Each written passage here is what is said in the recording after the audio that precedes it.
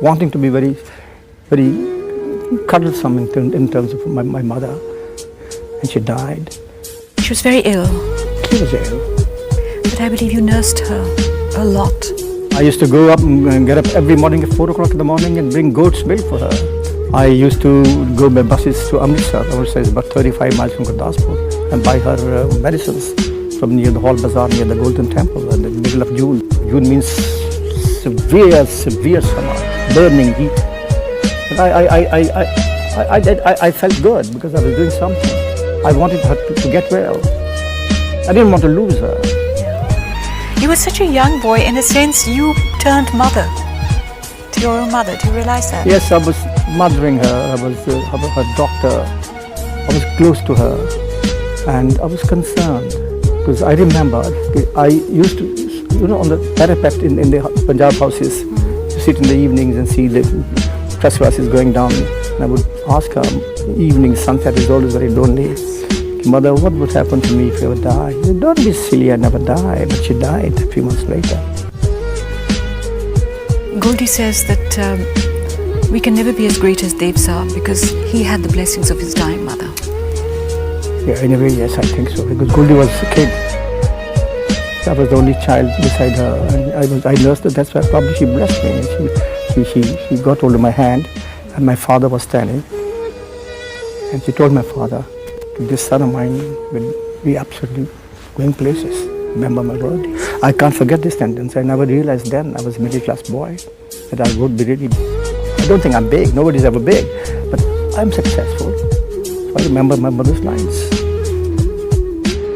And then she was picked up and taken to a sanatorium in a hill station. And I cried. And then she never returned. And the news was broken to us. And somebody very cruelly came and opened the door and said, hey, your mother's dead. It is a cruel sentence, but spoken very cruelly. Because it doesn't concern the world.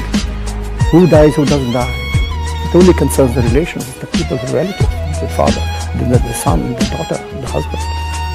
And my father was brilliant, but he was also a very severe father. He was very stern. He was a strong man, tremendous ego. And he was a taskmaster. He was very strict. He was a harsh man, but tremendously intelligent. But my mother was gentle, very gentle. And I think my temperament is also very gentle, very gentle. Didn't somebody predict something about your future in Amritsar? Yes, you read about this. I tell you something. And I used to go to Amritsar by bus from Gurdaspur to buy medicine for my mother. And in the Hall Bazaar, near the Golden Temple, there used to be a shop of sharbat. And I said, I want the badam sharbat. So he put the sharbat in the glass and gave it to me. And as he stretched his hand out towards me, his eyes got pinned onto my forehead. And he said, oh, Bau, tere mathe te bada bada suraj hai. Tu bahut bada banda banega, which means you have sun on your forehead. You'll be a big man one day. I took it very lightly, but today I remember this man, uncanny man from nowhere. He was not an astrologer. Though financially poor, I'm emotionally rich. My spirit is free, and I'm in love with my spirit. What triggered your decision to join films? Nobody told me. I think I must have looked at myself in the mirror. You must have said, this is a handsome guy. And said to myself, look, what's wrong with me? If somebody else can be. Ashok Kumar was a big star those days. And so was Motilal and Prithviraj Kapoor. And Gurdaspur was a small town. There were no cinema theatres. So I must have, somewhere within me, looked at myself and realized, because I was popular in the school. Sure. Girls used to follow me and I used to feel very shy. Shy? So I thought to myself, there must be something about me. I said, looked at myself in my face, I said, look, I can be presentable. But you were gorgeous. So my own conscience, my own inner self must have made up its mind to go to Bombay. Did you tell your father about this decision to join films? No, he didn't know. I was in Lahore, he was in Gurdaspur. And he couldn't have approved? No, I never bothered to ask. I didn't care. So you were not very close to him? There was no great bond?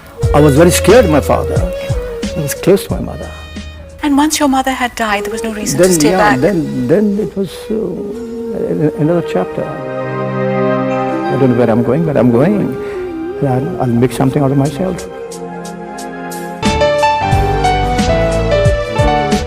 I came to Bombay in 1943. You were not born. Many people were not born in the movies. I did not know anybody in Bombay when I landed in the Bombay Central. Bombay looked huge to a small town boy. I was sitting in the Victoria and I was looking up all the time at the high rises. Elegant, rich, sophisticated. Bombay stayed. It's not the same. It was very rare to come to Bombay those days. When you're talking of 1943, you're talking of the British regime, the British Raj. And I struggled for 2 years. You don't know anybody? No. No letter? And then I was walking the streets and I walked the Hornby Road, those days used to be Hornby Road. I was crossing and I saw a man my age, my ex-student from the same college, and he was walking across. He recognized me and I recognized him. And he was also looking for a job, but he was staying in a chawl in Parel. So I went and stayed with him in the chawl for 1 or 2 years. Where did you hang out? How could you meet people? All the intellectuals and the pseudo-intellectuals and all the jobless people who deserved jobs, they would be hobnobbing in the prison dairy. They used to give wonderful coffee and great milk, hot milk, and they would converse and exchange notes, and I used to be there every evening. Yeah. And who were the other strugglers with you at that time?